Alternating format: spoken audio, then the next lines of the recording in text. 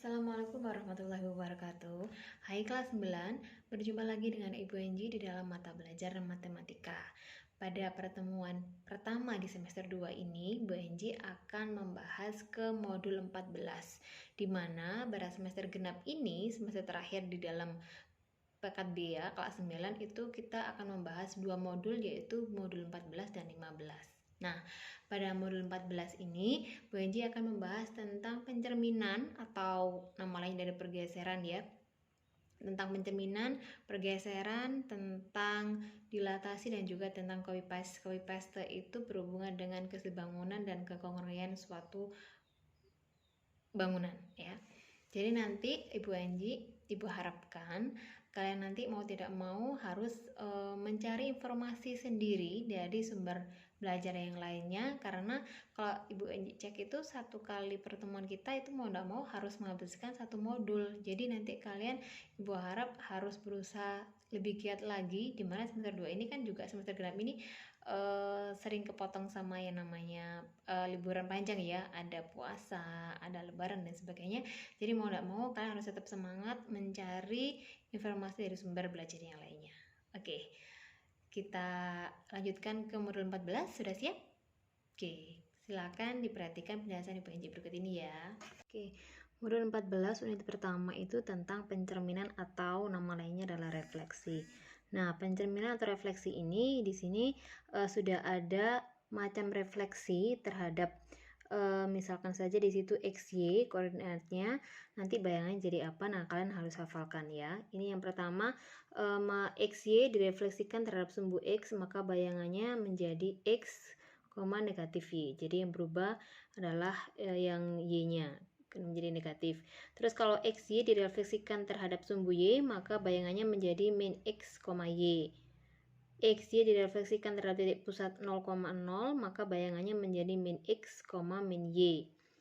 Kalau direfleksikan terhadap garis X sama dengan H, maka X-nya yang dikalikan 2. 2H min X, Y-nya tetap. Kalau direfleksikan terhadap garis Y sama dengan K, maka Y-nya yang kita kalikan 2. Jadi X-nya tetap 2K min Y. Kalau direfleksikan terhadap garis Y sama dengan X, maka dibalik Y, X bayangannya. Kalau Y sama dengan min X, maka dibalik jadi negatif semua. Min Y, min X. Jadi macam-macam refleksi XY terhadap sumbu apapun ini silakan dihafalkan ya. Oke, sebagai contohnya, Bu Enji punya contoh segitiga ABC dengan koordinat A-nya 4,3, B-nya 5,5, dan C-nya 2,4. Direfleksikan terhadap, nah, kalau terhadap sumbu X, maka tadi yang berubah adalah Y-nya ya. Jadi Y-nya menjadi negatif. Maka, kita kerjakan bareng-bareng ya. Yang sumbu X yang di A, refleksi terhadap sumbu X, maka koordinat A-nya menjadi pintar, menjadi 4, negatif 3. Oke, tadi kalau terhadap sumbu X maka yang berubah adalah Y-nya menjadi negatif ya. X-nya tetap, cuman Y-nya menjadi negatif. Jadi kalau yang titik koordinat B 5,5 maka perubahannya menjadi, yang berubah negatif adalah cuma Y-nya saja tetap. Jadi X-nya tetap 5, Y-nya yang negatif 5. Oke, sekarang yang C 2,4 maka berubah menjadi bayangannya 2, negatif 4. Oke, paham ya? Karena tadi yang kalau direfleksikan terhadap sumbu X, maka bayangannya yang berubah adalah X, min Y tadi ya. Oke, sekarang kita lanjutkan. Kalau direfleksikan terhadap sumbu Y, maka yang berubah tadi apa? Pinter, yang berubah adalah koordinat X-nya menjadi negatif semua. Maka di sini yang titik A 4,3 jadinya adalah negatif 4,3. 5,5 jadinya adalah negatif 5,5, dan yang terakhir adalah negatif 2,4. Oke, paham ya? Jadi kalian mau harus menghafalkan macam refleksi XY terhadap berbagai macam ini tadi ya, untuk menentukan bayangannya. Oke. Yang ketiga, kalau titik ABC tadi direfleksikan terhadap garis X sama dengan 3, maka bayangannya bagaimana? Kalau tadi karena ada direfleksikan dengan garis X sama dengan 3, maka rumusnya tadi bagaimana? Pinter, ada yang masih ingat? Iya, yang berubah adalah X-nya 2. dikurangi X, Y-nya tetap. Jadi yang berubah itu adalah koordinat X-nya. X-nya tadi berubah jadinya 2 dikurangi X ya. Nah, Y-nya tetap. Nah, maka ini 2 dikalikan X-nya kan 3. Nya kan yang sebagai garis X-nya sama dengan 3 kan 3 ya. Jadi 2 kali 3 dikurangi 4. Jadi berapa? 2. Pinter 2, 3-nya tetap. 5 ya. Berarti 2 dikalikan 3 6. 6 kurangi 5 1. Y-nya tetap. Oke. Sekarang 2 dikalikan 3 6. 6 kurangi 2 4. Y-nya juga tetap 4. Oke. Paham ya? Jadi mudah banget kalau kalian sudah hafal macam refleksinya. Oke, sekarang Ibu lanjutkan ke unit yang kedua, yaitu tentang translasi atau pergeseran. Kalau pergeseran ini berarti hanya digeserkan saja. Di sini contohkan translasi suatu titik P, yaitu X, Y koordinatnya oleh AB akan menghasilkan bayangan P aksen, yaitu X ditambah dengan A, B ditambah dengan Y. Cuma gitu aja, ditambah doang ya. Jadi di sini awalnya ada P dengan koordinat X, Y, ternyata ditranslasi oleh T sebanyak AB, maka tinggal ditambah aja X ditambah A bayangannya ya, dan Y-nya ditambah dengan B, maka membentuk bayangan. Oke, contoh langsung. Titik A 3,5 ditranslasi T sebesar 5,4, maka menjadi A aksen menjadi berapa? Kan tinggal kita jumlah aja ya. Yang X dijumlah dengan yang depan, yang Y ditambah dengan yang belakang. Jadi yang X-nya 3 ditambah dengan 5, yang belakangnya 5 ditambah dengan 4. Oke, 3 tambah 5 8, 5 tambah 4 9. Oke, mudah kan? Jadi translasi itu tinggal menjumlah aja, karena itu hanya bergeser saja. Yang selanjutnya ada perputaran atau rotasi. Nah, rotasi ini banyak sekali macamnya. Jadi harus pintar-pintar untuk menghafal juga, karena di sini banyak sekali. Silakan ditulis ya. Nanti ini silakan dicari di buku yang lain juga boleh. Di punyanya Bu Enji ini juga boleh, sama saja. Yang pertama ini perputaran atau rotasi. Kalau 90 derajat, pada pusat rotasinya 0,0, titik aksanya sama ya, X, Y semua, maka bayangannya menjadi min Y, X. Nah, besar rotasi 90 derajat ini itu sama dengan negatif 270. Jadi misalkan begini ya, anggap ini punya 4 kuadran. Nah, kuadran 1 kan 90 derajat Celcius, 90 derajat kan segini ya. Nah, ini 90. Yang ini kan 180. Nah, 90 itu sama dengan negatif 270. Kok bisa? Karena negatif berarti kan arahnya berputar. Ini 90 lalu 180 270. Jadi kan sama. Jadi 90 derajat itu sama dengan negatif 270. Jadi jangan bingung ya. Nih, ulangi lagi, kalau di pusat rotasinya 0,0, besar rotasinya 90 derajat, maka berubahnya menjadi min Y, X. 90 derajat di sini rotasinya sama dengan negatif 270 ya.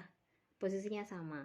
Nah, kalau yang negatif 90 itu sama dengan 270 juga. Jadi sama posisinya. Silakan dihafalkan ya. Ini kalau 90 di titik pusat rotasi 0,0, maka bayangannya menjadi min Y, X. Kalau 180 pusat rotasi 0,0, maka bayangannya min X, min Y. Kalau 270 dengan min 90 ini sama aja. Kalau min 90 berarti kan yang kayak gini ya. Ini tadi. Ini kalau min 90 berarti di sini. Kan berarti kan sama dengan 270. Sama aja kan ya. Jadi min 90 sama dengan 270 sama aja. Bayangannya menjadi Y, min X. Nah, kalau min 270 sama dengan 90 tadi ya, jadi berubahnya adalah min Y, X. Nah, kalau pusat rotasinya adalah AB, nah di sini ada tambahannya. Kalau di besar rotasinya 90 derajat, maka bayangannya berubah menjadi, yang berubah dua-duanya. X-nya berubah menjadi min Y plus A plus B. Y-nya juga berubah menjadi X min A plus B. Gitu ya. Kalau 180 derajat, titik bayangannya menjadi min X plus 2A, min Y plus 2B. Lah, kalau yang min 90 itu sama dengan 270 ya, maka titik bayangannya menjadi Y min B plus A, min X plus A plus B. Jadi silakan dihafalkan untuk rumus umum rotasinya agar lebih mudah untuk mempelajarinya ya. Oke, sebagai contohnya titik A dengan koordinat min 5,1 dirotasikan sebanyak 90 derajat pada pusat O 0,0.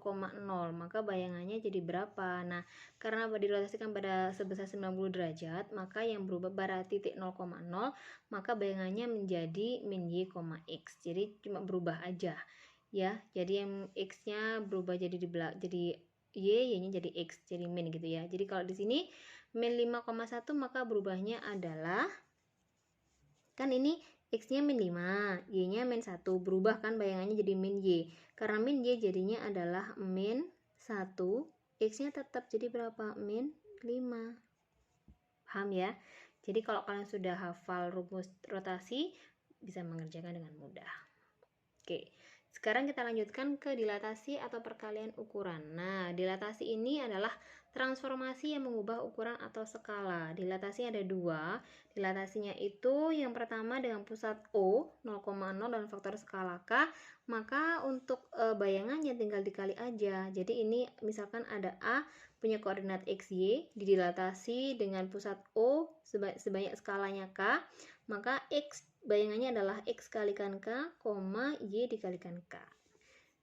Jika didilatasi dengan pusatnya bukan 0,0 tapi dengan A, B, maka juga sama. Dengan faktor skala K, maka bayangannya menjadi A karena dari pusatnya jadi A ya, A ditambah dengan K dikali X min A, B ditambah dengan K dikali Y min B. Gitu ya. Ini rumus dilatasinya.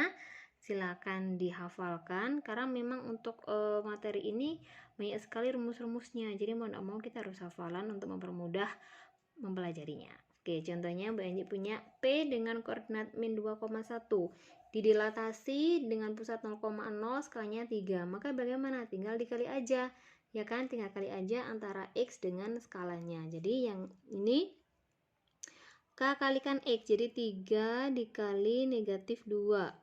Yang Y-nya jadi 3 kalikan Y, 3 dikali 1. 3 kali negatif 2 berarti negatif 6, 3 kali 1, 1. Selesai sudah.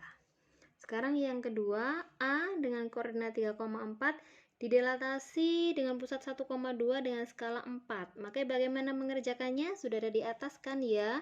Rumusnya yaitu apa? A ditambah dengan K. A-nya berapa? 1. Kan ini sebagai A, ini B, ini K-nya ya. Maka A tadi A plus K dikali X min A. Yang satunya lagi B plus K dikali Y min B. Oke, maka di sini A-nya berapa?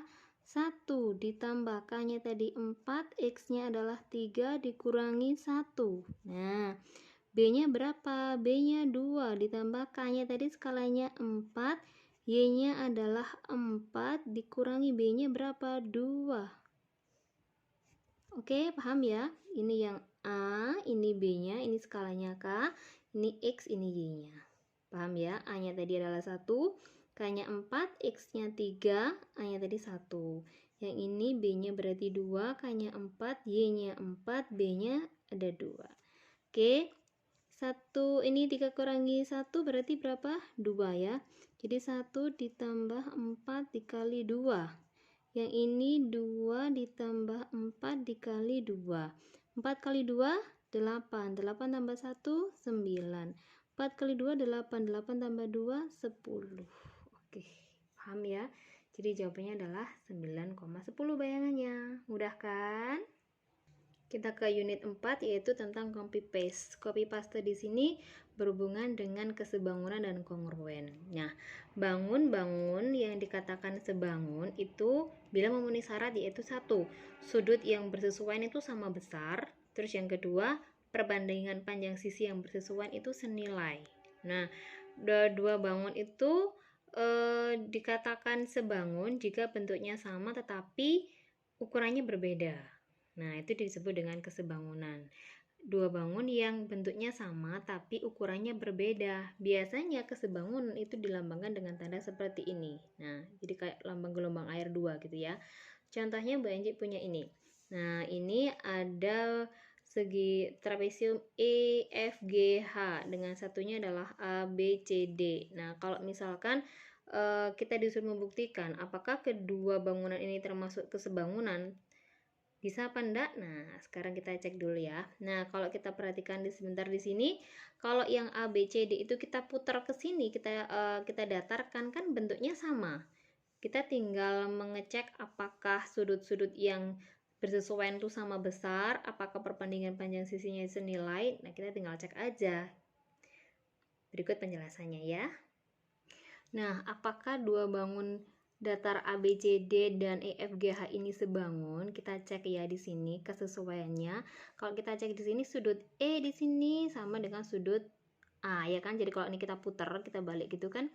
Kalau ini nanti kita Bu Enji datarkan, nah bisa dibayangkan kan ya. Jadi ini kan sama. Menghadap sana sama semua. Jadi sudut A itu nanti pasti sama dengan sudut E, sesuai. Sudut F sama dengan sudut B, ya kan? Sudut C sama dengan sudut G, dan sudut H sesuaikan dengan sudut D. Sudah sesuai ya. Sekarang kita cari perbandingan panjang sisinya. Maka panjang sisi EF itu pasti sesuai sama dengan panjang sisi AB. Pinter. Terus panjang sisi EH pasti sesuai dengan panjang sisinya si AD, iya kan? Kalau EH. Kalau FG pasti sama dengan BC. Sedangkan yang GH pasti sama dengan CD. Nah, paham ya? Kalau sesuai pasti ya otomatis nanti jumlah sudutnya kan sama besar. Jadi di sini diketahui kalau si sudut C 22,6. Berarti kan sudut X di sini kan pasti juga 22,6. Nah, untuk mengetahui sudut Z sama sudut Y, sudutnya sama Z kan, ini namanya adalah sudut yang bersesuaian ya, sehingga besarnya keduanya ada 180. Karena besar 180, maka untuk mencari sudut Z atau sudut Y tinggal dikurangi aja, 180 dikurangi 226. Jadi ketemunya adalah besar sudutnya X, besar sudutnya sudut Y, Z sama Y sama, yaitu 157. X nya kan sama dengan 22,6 tadi ya. Nah, karena kan sama tadi 22,6. Oke, kalau sudah, sekarang tinggal panjang sisinya aja. Berarti di sini kan panjangnya si AD itu sama dengan panjangnya si EF. Kita bandingkan aja di sini. EF dibanding dengan AB sama dengan EH dibanding dengan AD. Ya, ya. Jadi panjang sisinya si EF itu dibanding dengan AD sama dengan EH dibanding dengan AD.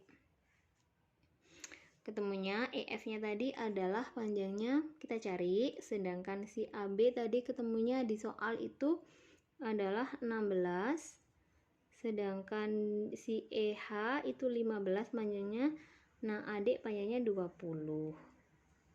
Sehingga kita bisa mencari panjang si EF, tinggal dicoret-coret ketemu deh. Begitu juga dengan panjang si BC. Kalau untuk mencari si BC, ini ya, nah kita mencari BC ini, kan kita bisa pakai perbandingan yang sudah diketahui tadi. Tadi kan si EF sudah ketemu, ya kan? EF-nya sudah ketemu. Mengapa pakai cara ini tadi? EF-nya ketemunya adalah 12. Dari sini kita bisa mencari panjang bersesuaian si sisi BC. Ya, EH dibanding dengan AD, EH banding dengan AD sama dengan si FG dibanding dengan BC. Nah, si EH ketemunya tadi sudah ada di soal, yaitu 15. AD-nya ketemunya adalah 20. FG-nya ketemunya 20 di soal ya. Maka BC-nya bisa kita cari, ketemunya adalah 26,7. Nah, kita membandingkan nilai-nilai perbandingan sisinya senilai apa enggak. Kita bandingkan ya. Jadi tadi si EF ketemunya 12. Jadi EF di sini ketemunya adalah 12, sedangkan si BC ketemunya adalah 26,7. BC ketemunya adalah 26,7. Nah, ini kalau kita bandingkan itu pasti perbandingannya senilai. Jadi di sini kan ada 12, 15, 20 ya. Jadi ini kalau misalkan sama-sama kita bagi berapa biar mendapatkan perbandingan yang sama? sama-sama kita bagi 3 gitu ya. Oke, ini ya. Jadi kita bandingkan, ini sisinya 15, 12, 20. Ini 20, 16 sama 26,7. Anggap aja 27. Nah, ini nanti pasti akan memberikan perbandingan yang senilai. Misalkan ini 15, 12, 20. Ini sama-sama kita bagi berapa ya? Nanya 4. Maka ketemu bagi 3 gitu ya. Ini jadinya 5, ini 4, ini 6, berapa. Nah, yang ABCD ini tadi sisinya ada 20, 16 sama 27. Misalkan sama-sama tak bagi berapa ya? Ibu Enji bagi 4 gitu ya. Jadi ini kan 5, 4, ini 6, berapa? Tuh kan sesuai kan 5, 4, 6. Nah, jadi perbandingan sisinya sudah senilai. Maka bisa dipastikan bahwa kedua bangun EFGH dan ABCD ini adalah dua bangun yang sebangun. Sebangunan tadi apa? Bentuknya sama tapi ukurannya berbeda. Paham ya? Sekarang kita ke kongruen. Nah, kalau kongruen itu dua bangun bisa dikatakan kongruen jika dia itu ukurannya sama, bentuknya juga sama. Jadi dua bangun yang kongruen itu pasti sebangun. Tetapi belum tentu dua bangun yang sebangun itu pasti kongruen. Jadi dua bangun yang mempunyai bentuk dan ukuran yang sama itu dinamakan kongruen. Paham ya? Jadi kalau dua bangunan itu sudah kongruen, pasti dia sebangun. Tapi sebangun itu belum tentu kongruen. Paham ya? Karena kongruen itu bentuknya sama, ukurannya juga sama.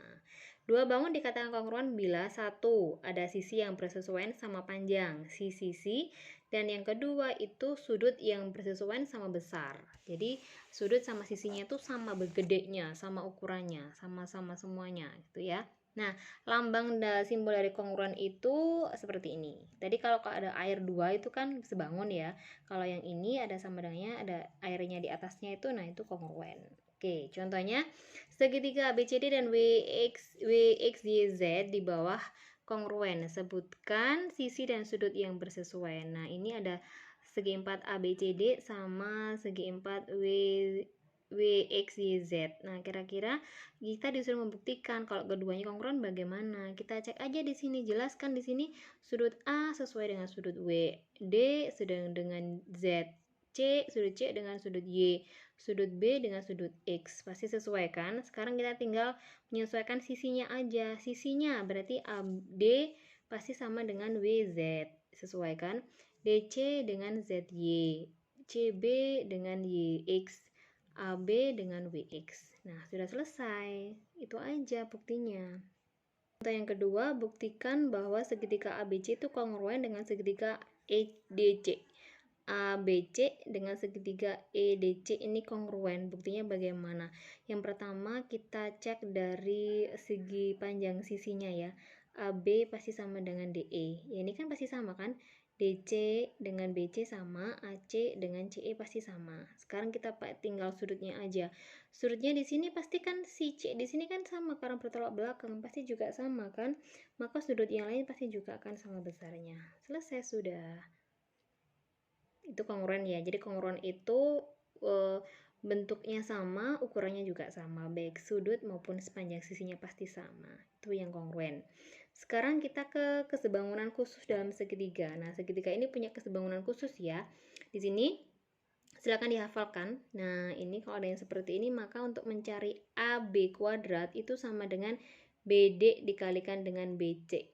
Untuk mencari AC kuadrat, maka dikalikannya CD dengan BC. Untuk mencari AD kuadrat, maka dikalikan BDB dikalikan dengan CD. Silakan dihafalkan, nanti akan ketemu di soal-soal berikutnya. Ini contoh soal cerita tentang kesebangunan ya. Seorang siswa dengan tinggi badan 150 cm menghadap tiang bendera di pagi yang cerah. Panjang bayangan siswa 2,5 meter dan panjang bayangan tiang bendera 6 meter. Berapa tinggi tiang bendera? Oke, jadi bisa digambarkan di visualisasi ya seperti ini. Jadi ini anaknya, tingginya adalah 1,5 meter, jadi 150 cm ya. Terus dia menghadap tiang bendera, di mana bayangannya si tiang bendera tadi adalah 6 meter ya, sedangkan panjang bayangan siswanya 2,5 meter. 2,5 meter berarti 250 cm, sedangkan panjang si tiang benderanya itu bayangannya 6 meter atau 600 cm. Nah, dari sini kita bisa mengetahui bahwa segitiga ABC itu sebangun dengan segitiga DEC. Karena sebangun, maka bisa kita sesuaikan sisi-sisinya, yaitu sisi AB dibandingkan dengan sisi DE itu sama dengan sisinya yang dicari adalah BC dibandingkan dengan EC. Nanti kan sudah ketemu deh tinggi AB-nya berapa. AB-nya sebagai tinggi tiang benderanya yang sebenarnya berapa. DE tadi sudah ada, yaitu adalah 150 cm. Kita jadikan semuanya 1 cm ya. BC-nya adalah 600 BC, EC-nya adalah 250. Tinggi bayangan tinggi tiang bendera sudah ketemu adalah 360 cm. Oke, paham ya? Seperti biasa nanti akan Ibu Enji kirimkan tugas sebagai untuk mendalami lagi materi yang sudah ada di modul 14. Bisa digunakan sumber belajar yang lainnya untuk lebih mendalam lagi. Terima kasih. Wassalamualaikum warahmatullahi wabarakatuh.